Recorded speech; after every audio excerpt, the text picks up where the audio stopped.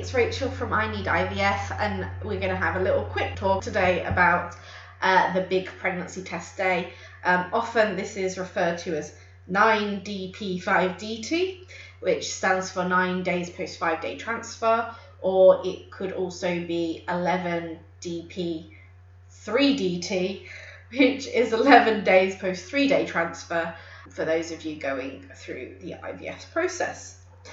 It might not always be these days, and your clinic will have a very specific schedule, but we'll go into that a little bit later on. So essentially this classes as 14 days post ovulation if you're in a natural conception cycle.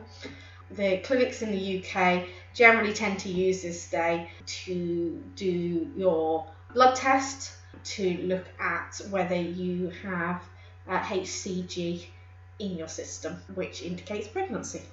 Yay! So let's hope that is the case. HCG is the hormone that's released once an embryo implants into your uterine lining and starts to kind of hatch and continue to grow. If you test too early, if you're doing IVF, unfortunately it can get false positive because you will have probably done a HCG trigger injection, which leaves HCG in your body for about 10 days after the injection, approximately, depending on your dose. So it's important to know that testing earlier on could potentially lead to a false positive. It's just best to be mindful that you shouldn't really test before you've hit that 10-day point after you gave that injection.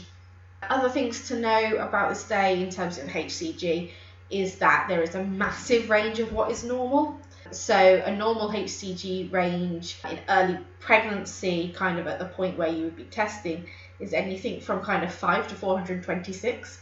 But the 5 would barely be perceptible in a home pregnancy test because most of them tend to kind of pick up at 25 or 50 and above, depending on which test you get. So how does it all work? So depending on your clinic will depend on exactly what test you do, whether it is a blood test or whether it is a urine test. A lot of clinics will do a blood test because it doesn't just give you a negative or a positive, it gives you an exact figure. So you'll go to your clinic, a nurse, healthcare assistant will take a vial of blood from you, and then they will send this off to the lab for analysis. In the meantime, you'll usually go home, so you usually do that in the morning, and then you'll tend to get the results a few hours later, usually in the afternoon. Or that's at least how it worked for me and Nathan. What do different results mean? So if it's less than 5, unfortunately that is a negative result, but your clinic will probably just tell you that it was negative.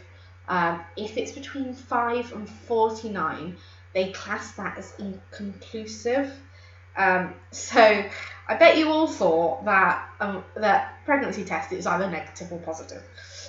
In the IVF world, it's not necessarily the case because they are looking at such specific numbers. What this number can mean is that it could be that you are pregnant, but unfortunately the levels are quite low, so your pregnancy is slow growing, in which case you'll likely be asked to come back in a couple of days, a day or 2 days later, to see whether your levels of HCG are increasing at an appropriate rate.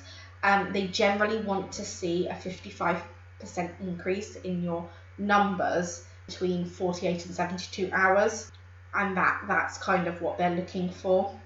If it's only over 50, then they're usually quite happy that it is a positive result.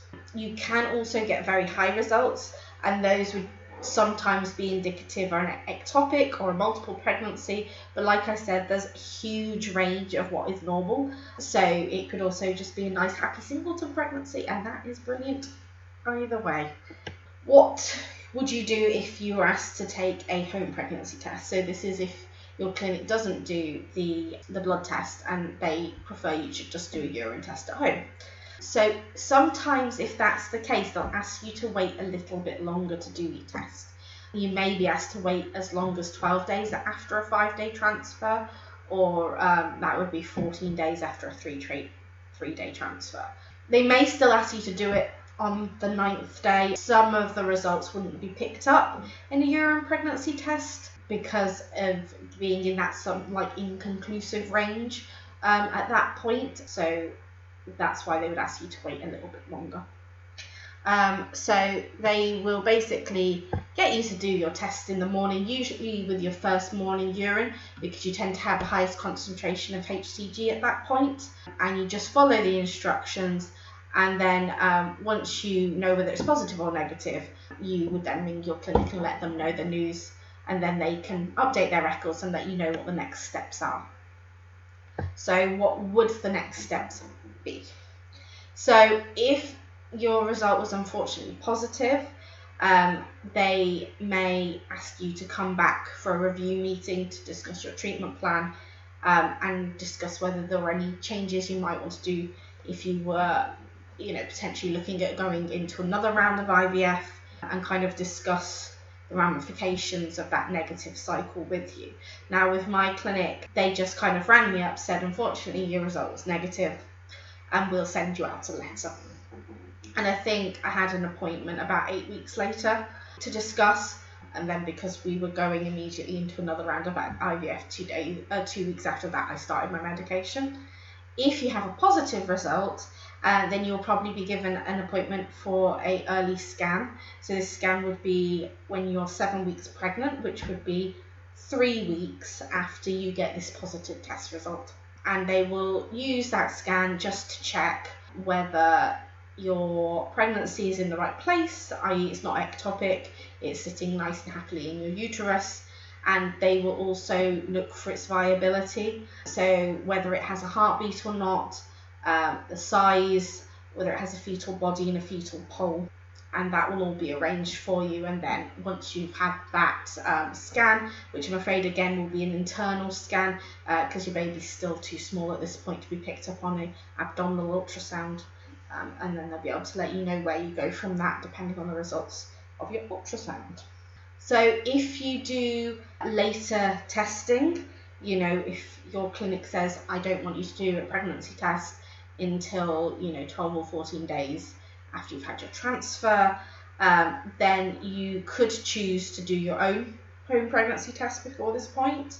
If you do this, obviously you'll need to buy your own test, and it's just important to realise about the levels of HCG that can be picked up by the test that you've bought. A lot of the first response tests will pick up from a very low level of HCG, but your standard kind of clear blue digitals and things will usually be 25 or 50 mils. So just be aware of what kind of test you've got, how sensitive it is in comparison to when you're testing.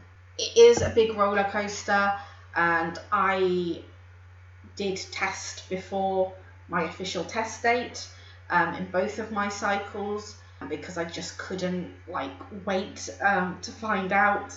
So I think I started testing somewhere around a week after my 5-day transfer, so a couple of days before my official test date. In my first cycle, I ended up with a false positive at one point, and then obviously when it then went negative again, that was pretty heartbreaking. My second cycle, I got a positive from I did my first test on 7 days, and I think I got a negative that day, but then on the 8th day I got a positive, and I then continued to get positives until I went in for my beta test. So whatever you decide to do, we wish you the best of luck. I would never judge anybody for wanting to test early, because I totally did that myself. Just be aware that it can be a real roller coaster if you do. I hope you found this useful. It's been great chatting with you. Just remember to hit that subscribe button and the like button before you leave if you want to see more from us, and I'll see you in the next one. Bye.